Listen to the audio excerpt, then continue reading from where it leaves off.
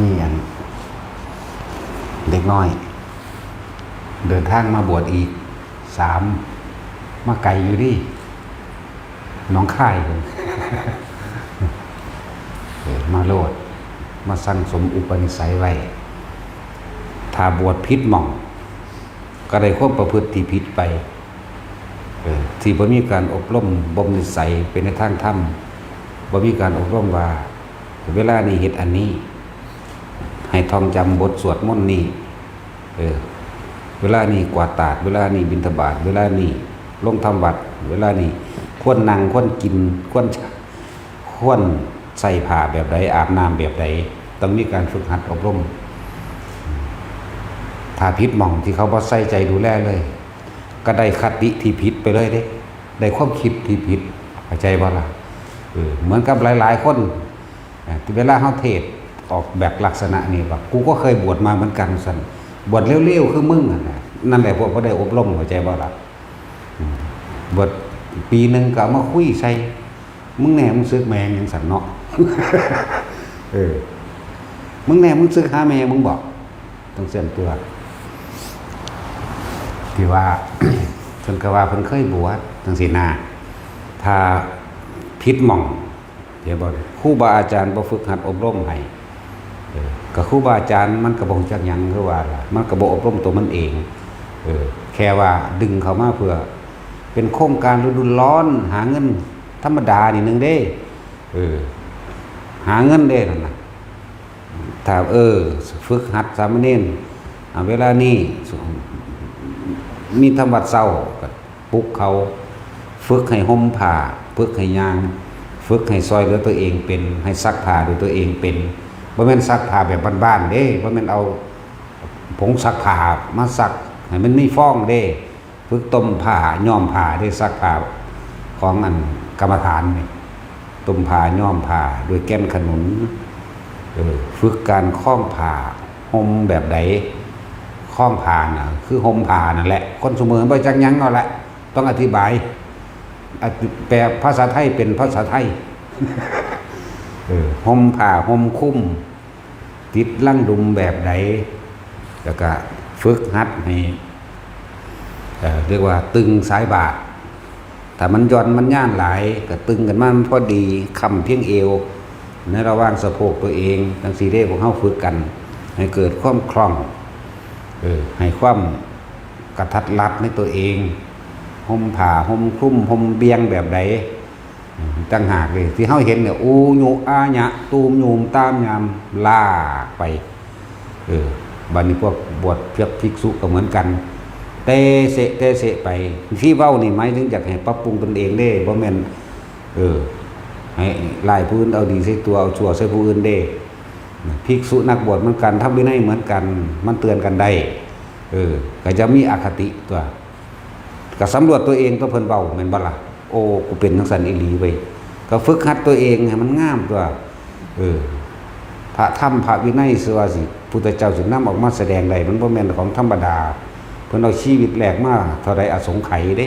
บ่ได้เว้าเด้ภาษาสัมศาสตร์นั่นแหละที่บอกนี่เพราะว่าความเสื่อมมันก็เกิดขึ้นจากบุคคลเละเทะแม่นบ่บุคคลที่สืบศาสนาอัตลักษณะเต็มอัตตามันอยู่แล้วเต็มตนเต็มตัวของภิกษุนักบวชคือผู้ใช้สืบทอดธรรมวินัยของพระพุทธเจ้าฉะนั้นเฮาต้องทั้งนอกและในมันก็ต้องดีไปนำกันตัวนอกก็คือการคล้องผ้าห่มผ้าเข้าในบ้านห่มคุ้มไหล่ปิดไหล่เป็นปริมณฑลเบิ่งว่ามันเบื้องส่วนผ้าที่สุดนี่ก็พอดีอย่าให้เลยแข็งอย่าให้เลยครึ่งแข้งขึ้นมามันบ่งามนั่นแหละบ่เป็นที่สงบเสงี่ยมบ่เป็นที่เรียบแต่ก็จะเลยจนเกินไปบางที่มันเหยียบส่วนผ้าเจ้าของลมก็มีในระหว่างพอดีปานกลางคือครึ่งแข้งเลยลงมานิดหน่อยหรือเลยขึ้นมาก็นิดหน่อยเอาบ่แม่นหอดหัวเข่าเด้จังซี่นี่แหละจังว่าเฮาต้องการฝึกอบรมให้ได้ตรงตามวินัยเวลาอยู่ในวัดบัดนี้กระสร้างที่บ่ได้คุ้มผ้าจีวรให้ใช้ผ้าปิดไหล่บ่ได้เปิดขี้พุ่งขี้โผ บ่ให้เปิดไหล่ให้ใส่ผ้าคลุมไหล่ตลอดโลดเบิ่งแล้วมันก็เป็นระเบียบเบิ่งแล้วมันก็เป็นที่บุคคลที่ยังไม่ศรัทธาก็ได้เกิดศรัทธาโดยบุคคลขึ้นมาก่อนเหมือนพระสันตกายแต่งตัวสวยงามย่างงามบ่เขาบ่ทั้งในนั่นบ่ทันได้บรรลุหยังดอกเขาก็เลยมีความศรัทธาโดยนี่อัตลักษณะของบุคคลผู้นั้นของหมู่ภิกษุสงฆ์เหล่านั้นย่างไปย่างมากกับพากันเป็นระเบียบบ่โบกเวกว้อยๆบ่หยอกบ่คือกระนองนี่แหละจังว่าฮักที่เฮาเอาหมู่บวชเน้นนี่ แม้นเขาทนบ่ได้เขาสึกออกไปเขาก็ได้รู้ว่าข้อวัดปฏิบัติของหมู่ภิกษุเป็นแบบนี้ของพระเน้นเป็นแบบนี้เขาก็สึกบ่ได้เว้าไปทั้งแปลกประหลาดคือบักฮาน่ะมันเว้านะกูก็เคยบวชเหมือนกันนั่นแล้วสั่นมึงบวชแบบไหนล่ะแม่นบ่สั่นตั้งแต่สึกออกไปบ่เคยเข้าวัดจักเทื่อนี่ยังบ่มันอดมันทนอยู่ จังนั้นก็ปูวะฝ่ามือ นั่นแหละฝึกห่มผ้าคล้องผ้าให้กันเคงสายบาทขึ้นมันพอดีแบบไหนเปิดบาทแบบไหนเวลาสันเขาต้องก้าวคำใดก่อนต้องพิจารณาอาหารปฏิสังขายโยก่อนว่าเฮานี่ฉันอาหารในบิณฑบาตอันนี้เพื่อหยังบ่ได้เพื่อเครื่องประดับประดาสวยงามบ่แม่นว่าเพื่อให้เกิดเฮาสั่นเพื่อจักอัตภาพให้เป็นไปป้องกันหยังความหิวอันเกิดจากโลกคือความหิวก็ว่าไปในนี้มันมีคำแปลอยู่ในหั่นแหละทั้งว่าให้เวลานั่นแหละก็คือให้พากันทองจำเอาคำพิจารณาอาหารเนี่ยปฏิสังขายโยนิโสบิณฑบาตังพิจารณาที่อยู่อาศัยเสนาสนังปฏิเสวามิที่อยู่อาศัยนี่อายุอาศัยเพื่อหยังกันเหลือบกันร้อนกันหนาวกันยุงเพื่อยังอัตภาพในปันไปในการฝึกหัดปฏิบัติธรรมเด้แม้กระทั่งการสัญญาเภสัชะนี่สันเพื่อหยังเพื่อแค่ระงับเวทนาแค่นั้นเองบ่แม่นว่าเพื่อว่าบางคนมันร่วมเข้าไปจนว่าบำรุงอันนั้นบำรุงอันนี้เด้อันนั้นคือมันบ่ได้เข้าใจคำสอนพุทธเจ้านั่นแหละ หลายอย่างที่ว่าเป็นหยังเฮาคือรับเน้นเข้ามาเพื่อสิเข้าใจวินัยของพุทธเจ้าการเดินเป็นแบบใดบ่ให้แกว่งแขวนแห้งก็ว่าไปบ่ให้หยอกกันยกๆเล็กๆหลายหมู่พระคือกันภิกษุกี้ภิกษุเพิ่นก็ปรับอาบัติเข้าใจว่าล่ะสั่นแล้วการฉันอาหารก่อนทั้ง4ก็ต้องสมควรทำในสิ่งที่สมควรเรียกว่ากัปปิยะทำให้เป็นสิ่งที่สมควรเสียก่อนเนี่ยแบบทั้งร่วมทั้งพระทั้งเนรร่วมกันเบิด ทั้งเช่นกินผลไม้ทั้งสี่อันที่มันมีในมีเมล็ดมีในนั่นแหละผลไม้ที่เกิดด้วยเมล็ดผลไม้ที่เกิดด้วยเครือด้วยเกิดด้วยรากด้วยเกิดด้วยการตอนกิ่งอย่างก็แล้วแต่หลายอย่างเครือก็เกิดด้วยเครือนี่คืออย่างพักหนอกก็เกิดด้วยเครือพักบุ้งก็เกิดด้วยเครือใดเห็นบ่นั่นแหละเกิดด้วยเมล็ดเด็กกับมะม่วงมะลิ้นจี้มะลำไยมะเฟืองมะไฟมื้อนั้นน่ะได้ทั้งนั้นแหละครับอันนี้ต้องว่าเฮ็ดให้เป็นสิ่งที่สมควรก่อนมีการกัปปิสะก่อนบัดนี้นี่อันนึงพระเพิ่นสิถามว่าดอกกัปปิยังกะโลหิทั้งนั้นว่ากัปปิยังพันเตมันถามบ่ถามมันก็นึกในใจอยู่แล้วล่ะพูดสิไปกัปปิก็เด็ดออกให้มันขาดออกจากกันไปเป็นผักก็ดีถ้าเป็นบักม่วงก็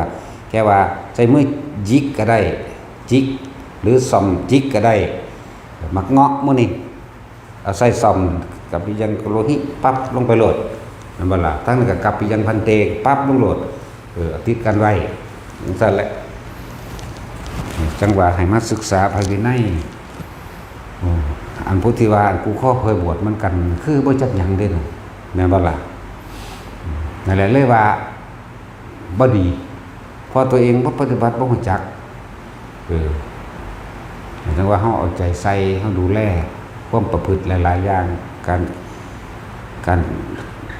บัดนี้เวลาเฮาเข้า ข้าวโพดนี่เฮาเห็นหลายๆหม่องแห่นเด้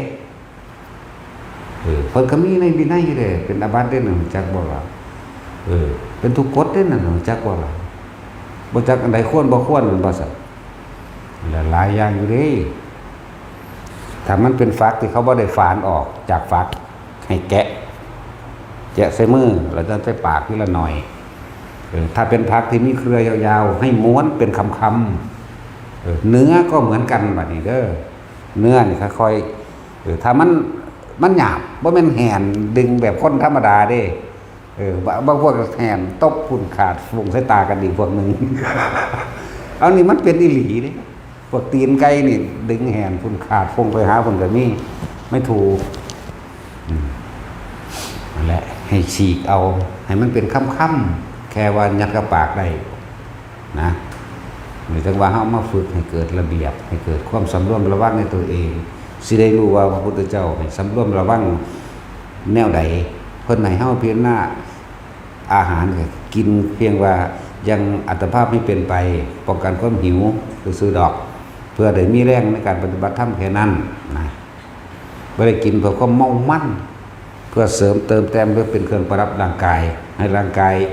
ว่าแข็งแรงหรือว่าให้ผิวสวยเข้าใจว่าล่ะลักษณะนั้นการอยู่ตามกุฏิต่างๆก็เหมือนกันบ่ให้นอนที่นอนนุ่มที่นอนสูงอีกนะนั่นแหละให้เบิ่งเฮาอยู่นี่เพื่อหยังก็อยู่แค่ว่ากันกุฏิมีไว้เพื่อกันร้อนมั่งกันหนาวมั่งกันฝนมั่งหรือว่ากันอันตรายจากสัตว์มีพิษมั่งนะจังซั่นนอนก็ดีนอนก็ให้นอนระวังเอาหยาบๆเด้นี่บ่ท่านแม่นตัวละเอียดมันเด้นี่นั่นแหละห่มผ้าห่มแบบใดเนี่ยเฮาก็จังว่าแนะนำเฮาเข้มงวดกวดขันกันเด้ห่มบ่งามเฮาก็บ่ให้ไปนำเด้เฮาต้องคุมให้ครบให้เรียกว่าล่ะให้มันถูกต้องตามพระวินัยนั่นแหละจังว่าเอามาฝึกให้คนพวกนั้นสิเกิดความมีระเบียบเองมีระเบียบมาในหันแล้วก็ให้ท่องจำคำที่สิกล่าวคำสอนก็ว่าคำกล่าวในการในสิ่งอันสมควรผ่าจีวรว่าจังใดผ่าสบงว่าจังใดหรือว่าก้อนที่สิใส่ผ่าจังสินะก็ให้อธิษฐานใส่สะก้อนเฮ็ดเป็นจุดเป็นจุดถ้าไม่เสียสีก็สิเว้าถ้าไม่เสียสีแล้วก็เป็นจุดเอาไว้บ่แม่นใส่ไปเลยการอาบน้ำก็ให้ใส่ผ้าอาบน้ำเด้ถ้าว่าท่านได้เข้าพรรษาก็เป็นผ้าเรียกว่าผ้าบริวารซื่อดอกผ้าบริวารต้องอธิษฐานเป็นผ้าบริวารแล้วก็ต้องใส่ผ้าอาบคือกันถ้าถึงหน้าเข้าพรรษาแล้วเปลี่ยนใหม่ปัจจุตรามีออกใหม่แล้วก็อธิษฐานเป็นผ้าอาบน้ำฝนเข้าใจว่าล่ะเมื่อออกพรรษาเมื่อใดก็ตามก็ต้องไปอธิษฐานผ้าอาบน้ำออกเป็นผ้าบริวารนี่การนุ่งผ้าสบงบัดนี้ให้เลยสะดือขึ้นมาจะขอมื้อนึงนะบ่แม่นให้ต่ำก็สะดือให้เลยสะดือขึ้นมาดึงขึ้นมาบ่แม่นโซ่สะดือจังซั่นแหละหลายอย่างอยู่ส่วนผู้บ่ได้ฝึกหัดปฏิบัติมันสิจักหยังความหมายของเพิ่นถ้าสิเว้าโดยหลักเอานี่คือเพิ่นให้เฮาอยู่ในกายทำสติตัวเองให้อยู่ในกายพอหลักสูตรพุทธเจ้าหลักใหญ่หลักนั่นคือสติปัฏฐาน4แม่นบ่กายเวทนาจิตแม่นบ่ล่ะนี่แหละเวลาสันเข้าเห็นหยังหลวงพ่อขึ้นเน้นให้ใจผ่าตกเด้ให้มันรู้สึกโตว่าจังว่ามันรู้สึกโตว่าเฮาบ่ได้คิดออกนอกกายถ้ามันปอกลงมาแล้วฟ้าวกลับขึ้นมาในกายความคิดเฮาเองนั่นแหละนั่นแหละจังว่าให้เน้นย้ำอยู่สันเข่าบางพวกมันห่อนด้วยสันเนาะแก่สะใส่เลยเด้เนี่ยถึงทั้งสั้นแล้วก็บ่มีความสำรวมระวังบัดนี้ขึ้นมาแล้วก็นั่งเงียบบ่ให้คุยกันสั่นตัวให้เป็นตัวอย่างนั่นแหละแต่ว่าหลายอย่างอยู่ดอกแต่มันเว้าบ่เบิดก็มีบ่ให้แลนบ่ให้หยอกกันนะบ่ให้แล่เล่นหยอกกันบัดนี้คือเฮาเข้ามาแล้วเฮาก็ต้องศึกษาตัวคันธาธุระ ท่องบนทรงจำอยากว่า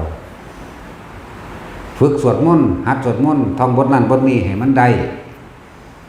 คำว่าบทมนต์คือคำสอนของพระพุทธเจ้าแหละเครื่องกำกับใจมนต์ก็คือมานะก็แปลว่าใจสวดคำสอนหรือว่านั่นให้มันเป็นเครื่องกำกับใจของตัวเองเป็นที่พึ่งทั้งใจของตัวเองก็ว่าไปนะหัดสวดให้พรให้เป็นจังใดก็แล้วแต่ดอกอันนั้นตักจิวายะถาก็ได้ทั้งนั้นถือว่าอันนี้ละลืมละ ที่อายุรโทพระโทก็แล้วแต่สิทธิกิจจังก็แล้วแต่อะไรทั้งนั้นแหละแล้วแต่อันนั้นแต่ว่าเฮาให้ได้ทุกองค์นะการครบชั้นก็เหมือนกันเด้อให้กะปิให้ตั้งเป็นสิ่งอันสมควรก่อนสำหรับพวกเฮานี่คือสันเดียวเฉพาะตอนเช้าเท่านั้นแต่เลยไปเรียวบ่ให้เลยตะวันเลยหัวขึ้นไปนี่เพียงแค่โคองคุลีเดียวหมายถึงขอมือเดียวก็บ่ให้นะนามปานะแปลว่ายาไส้บ่มีปรมัตถ์มันมีมาจังไดบุถ้ากันคิดเอาเองแต่งเอาเองเด้ปานะเป็นแค่ว่าน้ำยาไส้เพื่อว่าป้องกันความหิวนิดหน่อยเพื่อบำบัดโรคบางอย่างแต่ผู้เพิ่นมีโรคก็มีเด้โรคเกี่ยวกับโรคท้องโรคกระเพาะมันก็ว่าไปผลไม้7อย่างให้เฮ็ดเป็นน้ำก่อนเด้อล่ะพวกลิ้นจี่ลำไยมะม่วงบ่ลิ้นจี่ลำไยมะม่วงสมอขามป้อมนี่ลิ้นจี่ลำไยมะม่วงขามป้อมยังอีกละลืมแล้วนี่บ่ได้สนใจสิกินหยังหลายมันเลยบ่จื้อเนาะบ่ได้มาบวชมากินเด้ว่าเป็นว่าเอาหมักเพื่อสมร่มใบสมร่มอันนั่นนี่มาตำกินเด้บางพวกตำโป่งเลงอยู่โอ้นี่เนี่ยบทโดนไม่ว่าล่ะจักกระท่งกระเทียมจักยังตำกล้วยกินว่าเป็นปรมัตถ์เอาตำสมร่มตำเพื่อสมร่มตำกล้วยเอาไปมาโอ้ยกินข้าวรดขาง่วแมงกินโลดว่ะเพราะก็อีหลีด้วยแล้วคนก็เห็นอยู่ไหมเข้าไปขนถิ่มเบิร์ดอันเท่าแก่น้อยมื้อนี่เฮาว่าเครียดเฮาได้บัดนี่มันบ่โผล่ก็ตายจักคนหนีแม่มึงนี่นั่นแหละเพราะความบ่ได้ศึกษาคือบางที่ไปเห็นรุ่นพี่เฮ็ดแบบใดก็เฮ็ดไปนำก็มีเด้แต่ว่าบ่ได้ฮู้จักได้ว่าผิดหรือถูกเนาะเหมือนมาหากินสิบวชครับแม่มันยังสั่นเนาะสั่นแล้วมันมีดอกคำว่าปรมัตถ์จังสั่นปรแมตถ์จังสี่มิตรปานะเท่านั้นแหละเบิ่งในพระวินัยโลดนำบักม่วงเพิ่นก็ให้คั่นเป็นน้ำเด้บักม่วงลำไยก็ให้คั่นเป็นน้ำเด้ยังอีกละลืมละสมอจังสี่นั่นกินได้อยู่ดองกินแล้วก็กินแม่มึงอยากขี้แตกนี่เด้เป็นหิวที่สัตว์อันหมากคำป้อมดองไปถึงแลนของน้ำยศมือเอาเลยมันก็แสบไปคนมันหิวเนาะสั่นแล้วไปเบิ่งเอาในอันหนังสือพระวินัยนั่นแหละ อริยวินัยอ่านเอานี่แหละคือสิ่งที่ให้ศึกษา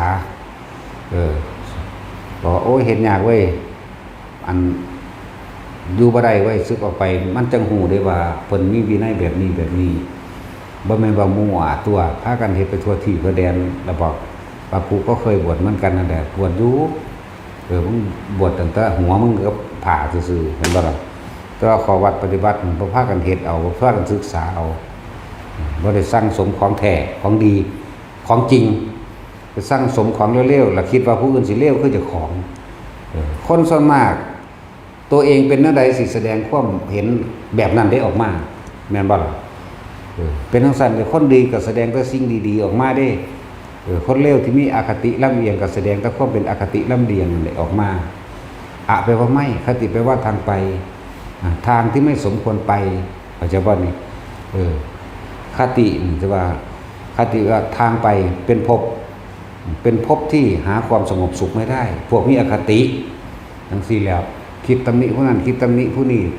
แต่ว่าบ่เคยตำหนิตัวเองบ่รู้ตัวเองซ้ำว่าตัวเองมีอคติแบบใด เออคติแปลว่าทางไปเด้ออะแปลว่าไม่ทางที่ไม่สมควรไปอันเกิดจากความคิดของตัวเองนั่นแหละคนเฮาส่วนมากสิเทียบกับผู้อื่นเนาะบัดนี้สิเทียบตัวเองนั่นน่ะก็เทียบโดยเข้าข้างตัวเองมันสั่นเรียกว่าอคติเป็นคนแปลภาษาหยาบๆนอกๆมานี่แปลว่าความลำเอียงเพราะความรักใคร่ซึ่งกันและกันพอใจกันมีหยังก็เข้าข้างกันเรียกว่าอคติจากว่าล่ะแล้วก็เอาอคติของตนเองกับหมู่พวกเดียวกันลำเอียงเพราะรักใคร่พอใจกันตำหนิผู้อื่นว่าผู้อื่นจะเป็นเหมือนดังตัวเองกับพวกตัวเองก็จะว่าล่ะลำเอียงเพราะเกลียดกูบ่พอใจดิ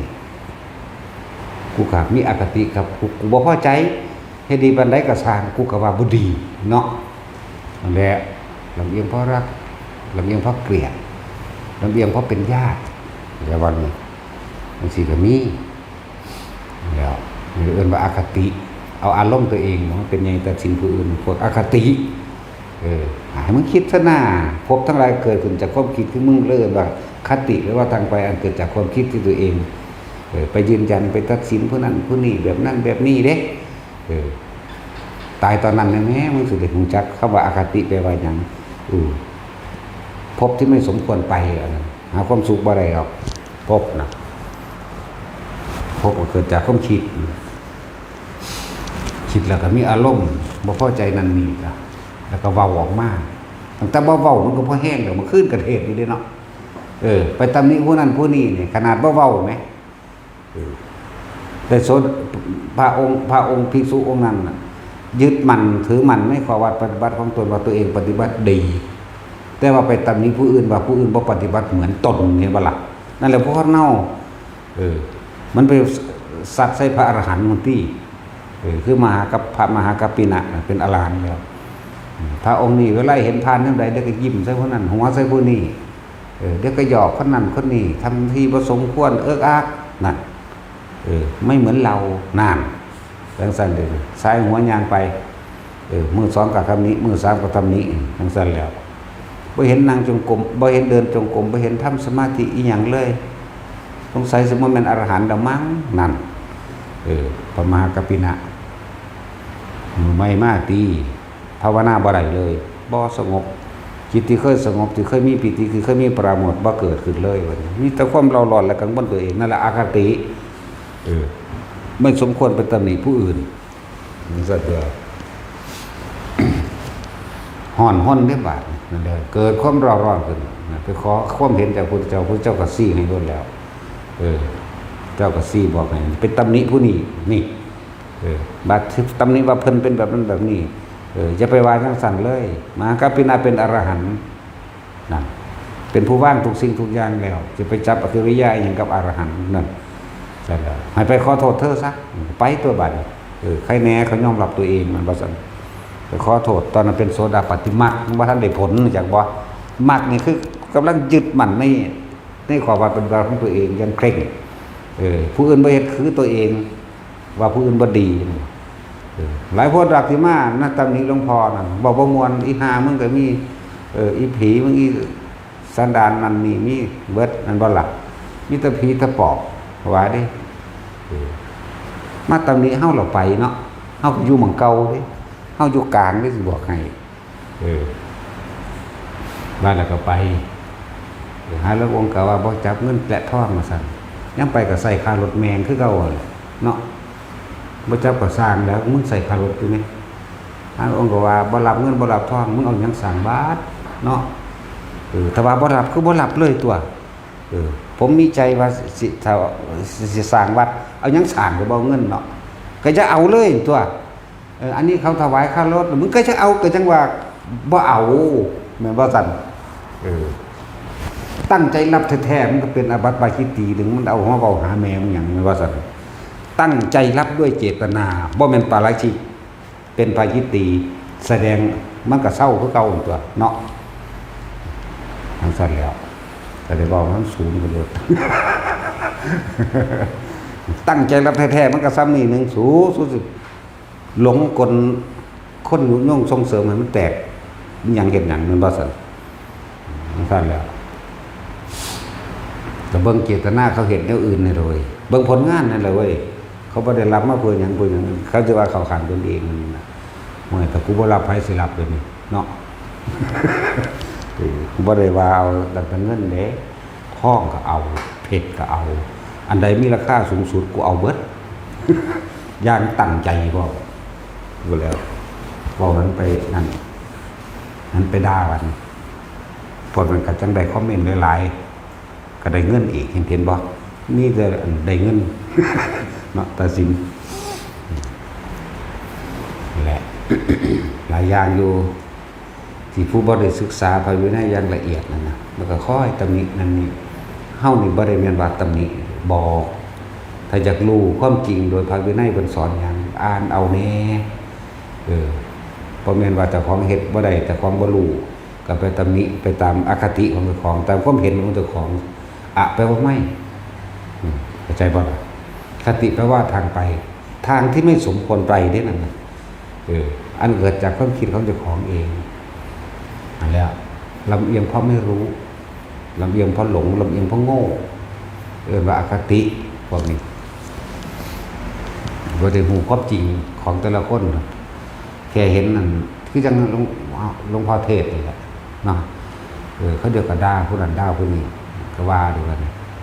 นั่นซะแต่ของคือบวชเอาเองบุเนาะ บวชเอาเองมาเทศเอาเองสอนเอาเองตัวมันสั้นตัวถ้าสอนเอาเองก็โอ้ผู้นี้สอนบ่ดีกูสิบวชแต่กูไปสอนเอาเองโอ้ยกูว่ากูแต่จะได้งูเหี่ยวนั่นแหละออกจากงูเหี่ยวอะไรอย่ามาคุยเนาะจากงูเหี่ยวบ่ได้นี่ที่ว่าสั้นกูสิบอก แต่สิรู้จักบ่ที่ยายจ้อยรู้จักบ่ถ้าบ่จักก็สิบอก เรื่องสั้นตัวนั่นแหละถึงว่าศึกษาพระวินัยแล้วก็เอามาฝึกหัดตนเองได้ที่บอกนี่ภิกษุกับภิกษุเป็นเพศเสมอกันสามารถสิบอกตักเตือนกันได้บ่ได้มีอคติแต่ว่าเอาพระวินัยมาบอกเข้าใจว่าล่ะหรือบอกตลอดว่าเฮ็ดบ่เฮ็ดก็คือว่านั่นแหละถ้ามันเสื่อมมาจากยอดเราจะไปว่าได้ว่าวัดนั้นคือบ่มีคือบ่เอาไว้ให้วัดนั้นแน่ก็มันบ่มีบุญบารมีแม่นบ่สัตว์ขึ้นอยู่กับคนผู้นั้นนำเด้ตัวเองฝึกหัดปฏิบัติเพียงใดตัวเองมีบารมีพอบ่ตัวเองมีกำลังพอบ่กำลังทานเขาก็เฮ็ดมาแล้วกำลังศีลกำลังภาวนาเขาก็เฮ็ดมาแล้วแล้วเอิ้นบารมีทางใจตัวเองเต็มเปี่ยมไปด้วยพรหมวิหาร4บ่ไม่ตากรุณามุทิตาอุเบกขามีบ่นี่เด้ตัวมันชักจูงชักชวนคนมากก็ดีด้วยแม่นว่าไผก็เทศได้ก็ไปเทศหาแม่เนาะเทศดาคนไปคนมาก็ยังมาอยู่โอ้ยยังว่ากันมาอีกอย่างอากลากถึงว่าเนาะมันสั้นแล้วแต่จังว่าเขาเจ้าฝึกหัดตัวเองพอแห้งแล้วล่ะ ที่นี่หมู่ภิกษุสามเณรเฮาก็อยากเอามาฝึกหัดว่าพระพุทธเจ้าสอนแบบนี้เฮาเฮ็ดให้เบิ่งเป็นตัวอย่างแล้วเฮาก็ฝึกคนให้มันเป็นตัวอย่างพอ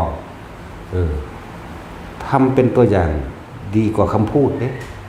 มันเห็นอยู่นี่แหมเห็นบ่ครับย่างไปบิณฑบาตสลายเลี่ยงก้มหน้าเบิดสำรวมตาสำรวมระวังในตนเองย่างแบบนี้เด้อทอดสายตาไปแบบนี้เด้อนี่บอกเบิดเด้โดยประมาณคือเหลือบตาเบิ่งปลายจมูกเจ้าของเองมันก็ห่างไปศอกนึงแน่ก็ตรงตามพระวินัยเบิดจะเลี้ยวออกไปเกินว่านึงของตนเองนั่นเวลาข้ามถนนตึกสิงยังบังไม่จักหน่อย เวลาข้ามถนนเบิ่งอยู่แต่ว่าเวลาทางตรงก็ตรงไปแล้วเฮาก็บ่ให้แตกแถวมันเป็นระเบียบว่าถ้าเฮาแตกแถวเอียงโค้งขวางทางเบิดเลยนั่นแหละจังว่าเฮาเป็นหยังคือเดินจับสายอย่างเดียวเลยเพื่อความเป็นระเบียบของหมู่ภิกษุพร้อมแล้วก็เพื่อเป็นการบ่ขวางทางจราจรพร้อมปานนั้นมันยังมีคนตำหนิเฮาอยู่ว่าติดไฟแดงก็พอแห้งแล้วยังมาเสียเวลาติดพระอีกซั่นโอ้ยมึงสิติดแมงโดนเพราะหานาทีบ่โอ้ภาษาข้ามถนนนึงเนาะข้ามถนนแค่นาทีเดียวนี่ว่าเป็นเรื่องเดือดร้อนเด้ แล้วซ้ำบอกว่าบอกให้ตรงๆยังไม่ใช่ศาสนาพุทธสั่นศาสนาโคตรพ่อโคตรแม่มึงสอนบ่มีน้ำใจเนาะมันเป็นไผใดพรรคใดจะเลือกมันเด้อสูรู้จักคือกันละนาว่ามันเป็นไผเลยถ้าเป็นพรรคใดฝ่ายใดอย่าเลือกคนบ่มีน้ำใจพวกคนเห็นไกลโตกันนี่ติดไฟแดง3 นาทีข้ามถนนนี่นาทีเดียวนึงเด้บ่ได้โดนเด้แต่จังซั่นแหละถ้าเป็นนักการเมืองพรรคใดจะเลือกหัวหน้าพรรคมันพาเป็นเนาะจังซั่นแล้วถ้าเป็นคนนามสกุลอีหยังอย่ารับเข้าไปทำงานมันเห็นแก่โตคนพวกนี้พวกใดบ่ดีอย่ารับเข้าทำงานผู้ใดอยากรู้จักมาเอาชื่อนามสกุลอยู่นี่เอาชื่อเอานามสกุลเอาตระกูลมันอยู่ดีอย่ารับเข้าไปทำงานฟาดแม่น้อยพี่ละเฮาก็เลยนี่เป็นแม่มันหยังเนาะจังซั่นแล้วกระดานเฮาเฝ้าระวังตัวเองพอแห้งอยู่นี่เนาะแต่ยังค่านั่นแหละคนไม่ถูกนินทาไม่มีในโลกแล้วก็กูที่ว่าไม่นินทาใครก็ไม่มีในโลกเหมือนกันเนาะ คนไม่ถูกนินทาไม่มีในโลกคนไม่นินทาผู้อื่นก็ไม่มีในโลกเหมือนกัน โดยเฉพาะกูเฮาก็นินทาคือกันได้ตอนนี้มันว่าซั่นมีกำลังนินทาอยู่แถมสำอาฆาตพร้อมอย่าหลับเด้อพวกนามสกุลนี่ตระกูลนี่ไปทำงานห้างร้านบริษัทข้าราชการทั้งใดเบิ่งอย่าหลับผู้ใดอยากฮู้มาเอานามสกุลอยู่ดี นำแม่ด้วยความพีได้เอาอาฆาตพร้อมเด้แถมทำบาดหมางนำเนาะตัดสิน เราดีเขาก็ว่าดอกเว้าเลวโลดก็จังว่าคัก อยากสะอ่อนหยังกูบวชก็พระพุทธเจ้าเนาะบ่ได้บวชกับคนเด้ฝึกหัดมาในป่าในดงเสือสิเอามาเว้าได้จังซี่เลยธรรมดาไผไปเห็นอยู่นี่บ่มีผู้ใดเห็นนำจักคนเด้อยู่นี่ผู้ใดไปนำก็เกะกะเด้มีผู้ไปนำมันน่ะเบิ่งไปโอ้ยเกะกะลอยหนีไปผู้เดียวโลดเบ่งสั่นได้มากกว่าอันแล้วธรรมดานั่นแหละโลกนี้มันก็มีแบบนี้ถ้ามีสรรเสริญมันก็มีนินทาคนบ่เคยย่องคนก็บ่มีในโลกคนบ่ถึกย่องก็บ่มีในโลกเหมือนกันคนที่บ่เคยนินทาผู้อื่นก็บ่มีในโลกเหมือนกันนั่นว่าซั่นคนบ่ถูกนินทาก็ไม่มีในโลกโดยเฉพาะกูนี่แหละกูเอาซึ่งหน้าพร้อมบ่ว่าแต่นินทาเนาะอาฆาตบาดหมางนำเลย จะสร้างอย่างนี้เด้สร้างว่าสร้างทางเด้เนาะซั่นแหละบ่แม่นกูบ่มีไว้แห้งดอกจักบ่ล่ะจังแหละมันเลยบ่เงินหยังจังว่าเฮาฝึกภิกษุสงฆ์สามเณรเพื่อให้เป็นอุปนิสัยของเขาเองเขาสิมีนิสัยที่สำรวมระวังในตนเองเป็นไปเพื่อทำในภายภาคหน้าพบหน้าชาติหน้าชาตินี้เอาบวชได้เดือนนึงเอาชาติต่อไปอาจจะได้2 เดือนก็ได้ 3 เดือนก็ได้แต่ว่าอุปนิสัยในความจริงในความเป็นจริงมันติดซึมติดโตบ่แม่นอุปนิสัยในทางเลวในทางที่เป็นอคติในทางที่บ่ถูกต้องตามระเบียบบ่ถูกต้องตามพระธรรมพระวินัยพวกนี้อย่างที่ว่านะซึ่งว่าอานิสงส์ของการบวชพระภิกษุสงฆ์ทั้งหลายนี่มีอานิสงส์ถึง60 กัปมีเฮาได้60 กัปแล้วเฮาสิเฮ็ดให้มันสั่นหรือเฮาสิลงไปใส่หนี้ใจว่านี่เจ้าสิขาดทุนหรือเจ้าสิได้กำไรขึ้นอยู่ในอุปนิสัยเจ้าสังสมในศาสตร์นี้เจ้าถือไว้ปึ๊บแต่ว่าเจ้าบ่ปฏิบัติตามพระวินัยตามธรรมแม่นบ่เจ้าขาดทุนเด้เหลือกัปนึงต้องกลับไปสดใส่ไม่59 กัปอย่าว่านี่ไปนี่แล้วบัดนี้เจ้ารักษาไว้บ่บรรลุหยังตรงเป๊ะเบิดทุกอย่างแต่ว่าบ่อาจสามารถอยู่ได้เนี่ยเจ้าก็ได้ของดีไว้ก้าวหน้าไปปุ๊บเพิ่มทวีคูณขึ้นไปอีกมันสั้นเลยอธิบายยังขนาดนั้นหรอก ดังนอกฝึกห่มผ้าให้มันถูกต้องตามระเบียบวินัยเดินแบบใดระเบียบวินัยแบบใดการคล้องผ้าการใส่ผ้าสบงจังซี่ใส่ผ้าคลุมไหล่มันไม่ว่าก็ได้ใส่เด้ใส่เด้อนั่นแหละส่วนมากมันบ่ค่อยใส่แน่อุ้ยมันบ่หนักเพราะสิตายหรอก คุ้มไว้แน่เฮ็ดไปเฮ็ดมากก็ชินเองนั่นแหละถ้าขึ้นป้าก็อนุญาตให้ไม่เท่า คนไว้ป้องกันสัตว์มีพิษซื่อบ่แม่นสัตว์ลายสัตว์มีพิษคำว่าสัตว์ลายคือตัวเองเข้าใจบ่นี่แม่นบ่เอาเจ้าเห็นสีเข็บโอ้ยหาแนวขามันโลดว่ามันเป็นสัตว์ลายเจ้าที่เป็นสัตว์ลายสัตว์มันมีพิษมันก็หายกินตะมันบ่ได้เกี่ยวกับผู้เฒ่าจังสิได้ใส่ไม้คันเฒ่าเด้เม่นนี่ก็ให้ใส่เอาไว้ตะเคียเวลามีงูมาไกลเคี่ยออกมันเป็นสัตว์มีพิษสีเข็บไม่งอดมันสิเคี่ยออกมันสั้นมันไม่ยากไว้ป้องกันเพิ่นเอาไว้ป้องกันเด้บ่มันให้ขาอ่านเบิ่งเด้อว่าบ่แม่นนั่นแหละนี่น้อยๆบ่แม่นว่าเพิ่นทะลึ่งทำทายอยากเป็นผู้เฒ่าอยากขังมันบ่แม่นเด้พุทธเจ้าอนุญาตไม้เท้าไว้เขี่ยนี่เนี่ยจังสิเขารู้จักบ่นี่ศึกษาบ่นี่เห็นบ่ล่ะสันเข้าแบบใดกินเป็นค่ำๆแบบใดพิจารณาอาหารแบบใดนี่จังว่าเฮาจะว่าให้พระพี่เลี้ยงเพิ่นคอยดูแลมันสิมึนบ้างอีหยังนิดๆหน่อยๆก็สร้างของมันดอกนะมันจะได้สร้างสมอุปนิสัยของพุทธศาสนาไปในภายภาคหน้าของมันเองคือจังอันใดที่มันผิดไปแล้วจังซี่คือภิกษุเพิ่นก็จังมีการแสดงอาบัติเนาะซั่นล่ะสามเณรก็มีการขอศีลใหม่ขอศีลทุกวันพระเห็นไหมไปขอทุกวันพระเด้นั่นแหละจังซั่นให้พากันทองจำบทขอสมาทานศีลตนเองแล้วก็คำพิจารณาอาหารปฏิสังขโยมนี่แหละแล้วก็บทสวดมนต์ให้ท่องจำเอาต่างๆนะคนที่บ่ฝึกหัดปฏิบัตินี่แหละจึงบอกว่าถ้าผิดมองผิดไปเลยแล้วก็มีอคติไปในทางที่มองพุทธศาสนาเป็นทางเหมือนที่ตัวเองกระทำเข้าใจบ่ตัวเองบ่ทำดีตัวเองบ่ฮู้ตัวเองบ่เห็นตัวเองบ่ปฏิบัติเลยมองวัดอื่นๆภิกษุอื่นๆเป็นผู้บ่ดีไปเลยเหมือนตนตนเองเฮ็ดจังซี่ก็คิดว่าผู้อื่นสิเป็นเหมือนตนเนาะคือคนเห็นแก่ตัวน่ะมันสิบอกได้เห็นแก่ตัวนั่นแหละเห็นแก่ได้ตนสันมันก็เลยคิดว่าผู้อื่นสิเป็นคือมันนั่นแหละถึงสั้นมันสิยกหาเหตุผลนั้นนี่มาอ้างนะอ้างแต่เนี่ยเป็นอคตินั่นแหละซึ่งบ่แม่นน่าเป็นแต่เอามาคิดมาอ้างเลยนะหลายอย่างอยู่ดอกบ่เบิ่งตนเองพุทธเจ้าเพิ่นสังเกตจิตตนเองเด้อทุกอย่างเกิดจากจิตทุกอย่างรวมอยู่ที่จิตตัวเดียวนี่เด้ถ้าสิเว้าโดยธรรมชาติของจิตนะมันบ่มีรูปบ่มีร่างของตัวตนดอกแต่ว่ามันไปซ่อนเล่นอยู่กับทุกสิ่งทุกอย่างอันเกิดจากภาชนะของมันที่นำเข้าคืออายตนะนั่นแหละตาหูจมูกลิ้นกายตาเห็นคิดเข้ามาเลยเป็นจิตคือความคิดคิดเข้ามาคือความคิดหูได้ยินคิดเข้ามาเลยเป็นความคิดสั่นตาหูจมูกลิ้นเมื่อคิดแล้วก็เป็นไปตามตัณหาก็เป็นไปตามอุปาทานก็เป็นไปตามอารมณ์มันบ่คิดแล้วก็สรุปลงตรงที่พอใจกับไม่พอใจนั่นบาดนี้คิดแล้วสิเป็นกลางๆยากอยู่นี่แหละ ตาเฮาเห็น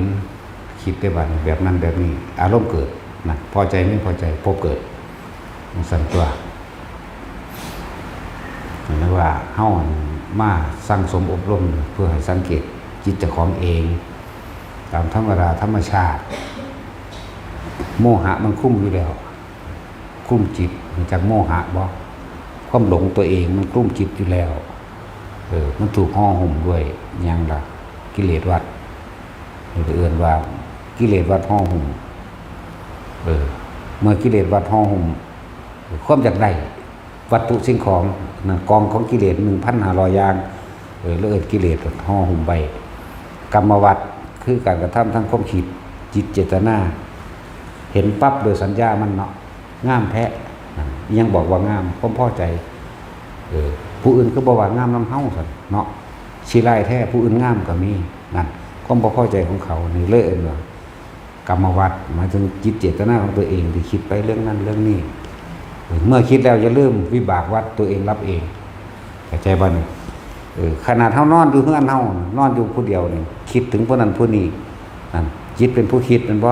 ผู้นึกผู้ปรุงผู้แต่งอารมณ์มันเกิดผู้ได้รับโทษก่อนหมู่เจ้าของเด้เจ้าของได้โมโหเขากว่าหมู่โดยเอาเองบ่ได้ฮู้มือตัวเองได้พอคิดแนวนี้นั่นล่ะเวลาโมโหศูนย์อยู่สั่นเขาอยู่ซื่อๆอยู่แต่ของเป็นผู้คิดเองนั่นบ่นั่นแหละเอิ้นว่าอคติบ่แม่นสิ่งที่ผมคนคิดบ่แม่นสิ่งที่ผมคนไปถ้ามันตายตอนนั้นมันก็ไปสู่ภพที่หาความสุขไม่ได้เริ่มว่าอคติคติแปลว่าทางไปแปลว่าไม่สมควรที่จะไปแต่ว่าไปหรือไม่ไปนั่นคือความไม่รู้ตัวเองคิดเองคิดขึ้นมาแล้วปรุงไปเราเป็นสั้นจึงบอกอยู่เสมอแล้วท่านหลายเรานี่ทำทั้งหลายนี่เขาบ่ยืนยันเขาบ่ตัดสินไป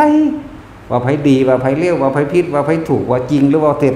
บ่ยืนยันตัดสินอย่างจักอย่างเด้ที่สอนมาตลอดนี่แม่นบ่ล่ะอันยกตัวอย่างนั่นยกอยู่แต่ในภายในเนี่ยอันผิดอันถูกบ่ว่าปานใดดอกบ่ได้ยืนยันตัดสินแบบนั้นถ้าว่าเรื่องธรรมเรื่องหนทางแห่งการปฏิบัตินี่บอกอยู่อันนี้บ่ถูกแล้วเด้อนี่บอกอยู่กำลังแทรกออกนอกจากว่าล่ะแล้วทางบ่ได้ไปยืนยันหยังดอกคำว่ายืนยันผิดหรือถูกจริงหรือเท็จอันนั้นคือโดยบุคคลสรุปโดยบุคคลจากบัดนี้แต่ว่าโดยหนทางการเดินคือการปฏิบัตินี่บอกอยู่นั่นแหละจังสั้นสรุปโดยบุคคลมันบ่ยืนยันใครสิเป็นหยังบ่เป็นหยังบ่แม่นเรื่องของเฮาสิไปตัดสินเขาอะไรบ่ล่ะจังสั้นแหละมันเป็นธรรมดาต้องเป็นผู้สอนมันก็ต้องบอกตัวแม่นบ่ล่ะถ้าแน่จริงก็เบิ่งโลดวงใจเฮาเนาะ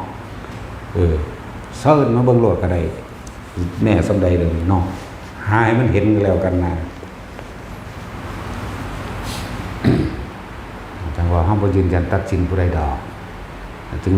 ที่เว้าแบบนี้คือหมายความว่าจะให้ทุกคนน้อมเข้ามาดูตนเองเด้น้อมเข้ามาเบิ่งความคิดเจ้าของเองเด้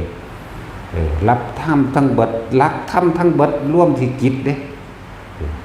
ทุกอย่างเกิดจากจิตเด้เวทนาสัญญาสังขารวิญญาณก็อยู่ในจิตตัวเดียวนี่นึงเด้เลยเฮ็ดจังใดได้ล่ะเพราะซั่นปัจจุบันนี่จิตสู่จิตจิตในจิตบ่แต่ว่าบัดนี้มันเป็นเรื่องอยู่ในกาย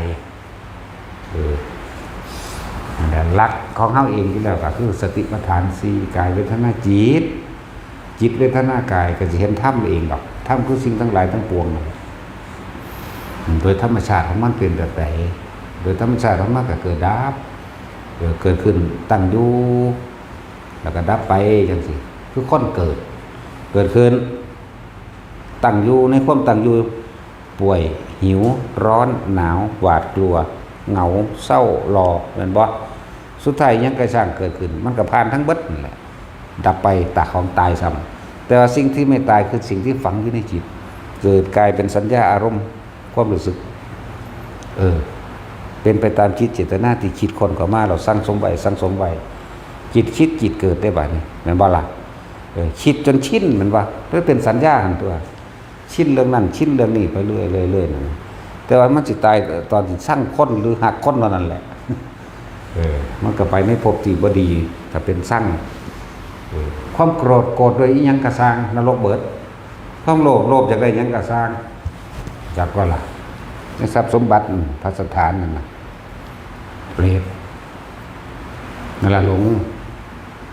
ความหลงคือการอวดอ้างว่าตัวของมียศถาบรรดาศักดิ์อวดอ้างว่าตัวเองเก่งอวดอ้างว่าตัวเองมีความสามารถเข้าใจบ่อวดอ้างว่าตัวเองมีหน้าหลายรวยอวดอ้างว่าตัวเองมีรถตายพวกนี้ส่วนมากอะสัตว์เดรัจฉานบ่เป็นกลางๆก่อน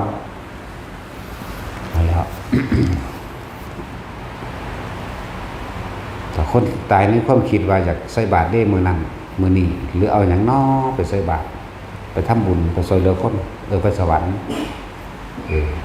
ถ้าระว่างจิตจะเป็นกลางๆได้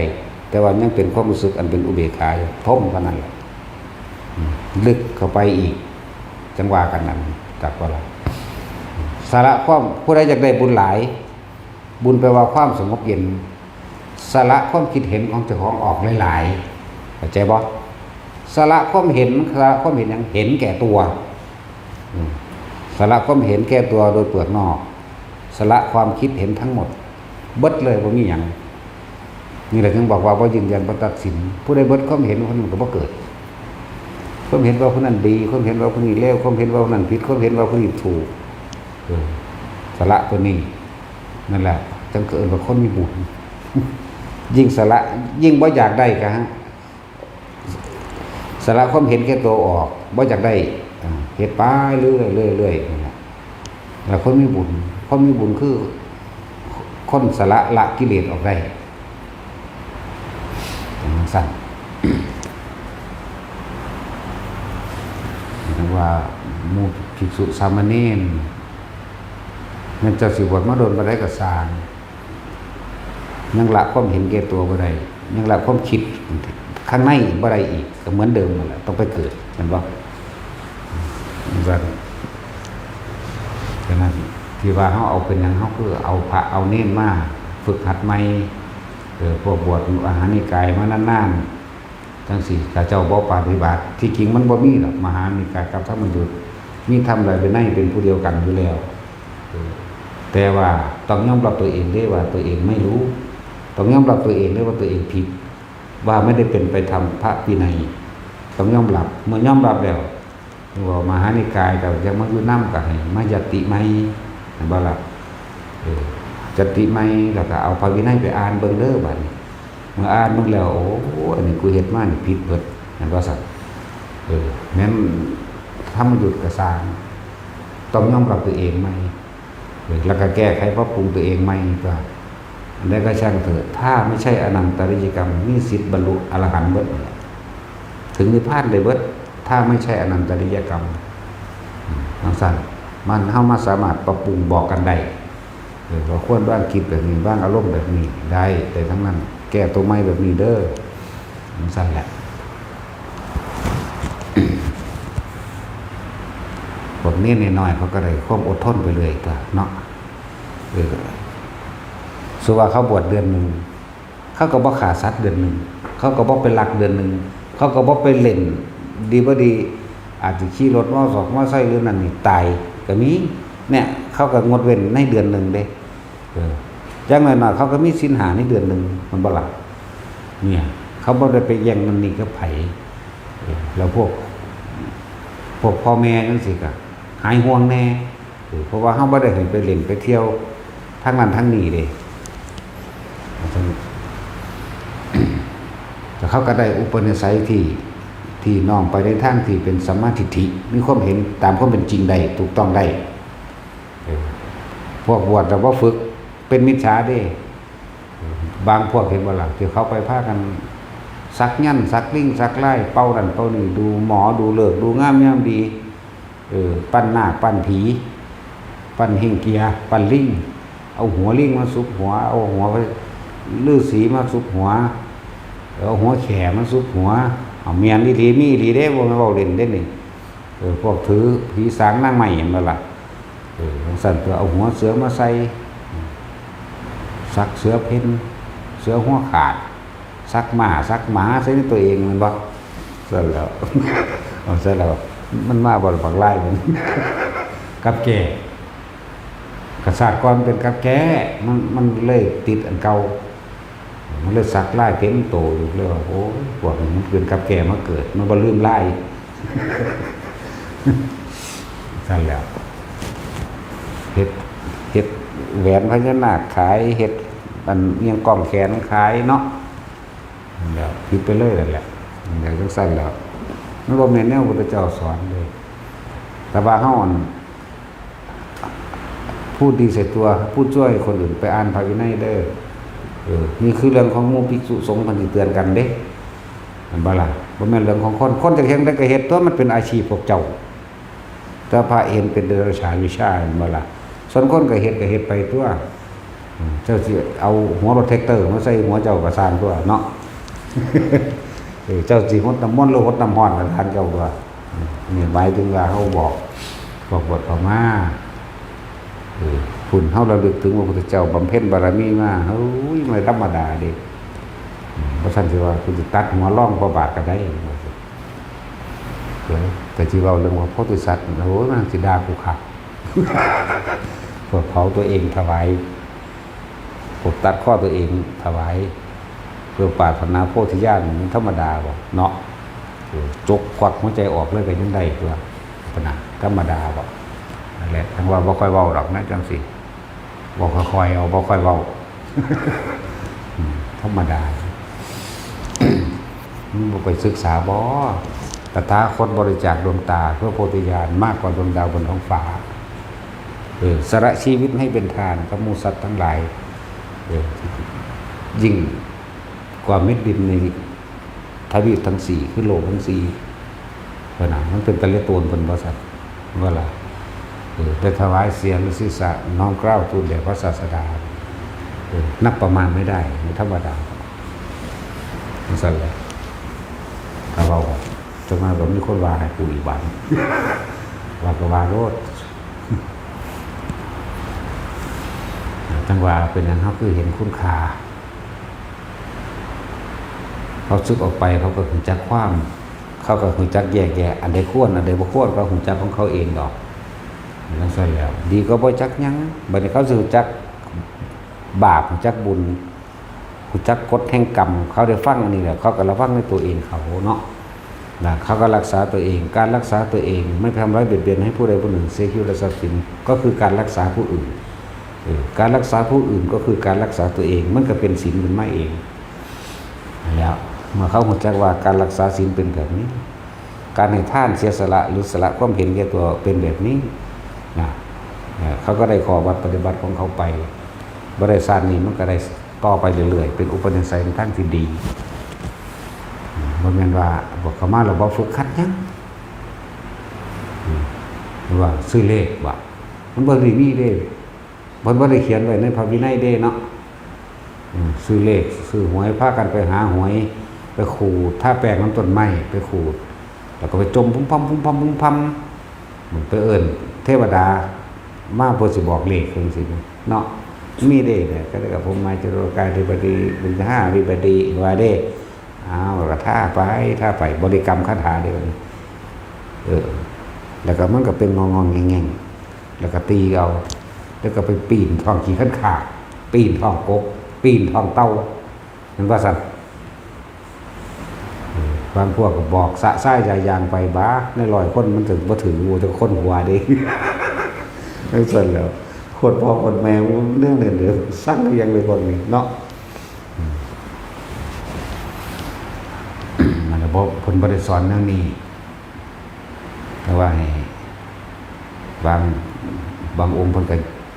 เครื่องอยู่ท้องแต่ละองค์บางองค์เพิ่นก็อ่านพระไตรปิฎกเอาผู้ใดอ่านพระไตรปิฎกจบสอบทำตรีทำโททำเอกได้เลยบ่ต้องไปโรงเรียนผู้สิสอบทำตรีโทเอกเด้อปีนี้เขาสอบดีก็ไปลงซื้อไว้ก็ภาษาคำถามซ้ำนั่นนึงแม่นบ่ล่ะประกอบกับพวกเฮาภาวนาอยู่แล้วนี่คำตอบพุทธหรือสิ่งที่ยังที่มีมันนั่นสิเป็นเองดอกอันนี้มันนั่นน่ะบอกผู้ใดสิบ่ซื้ออ่านโดยโลดหนังสือพระไตรปิฎกเฮามันมีอยู่แล้ว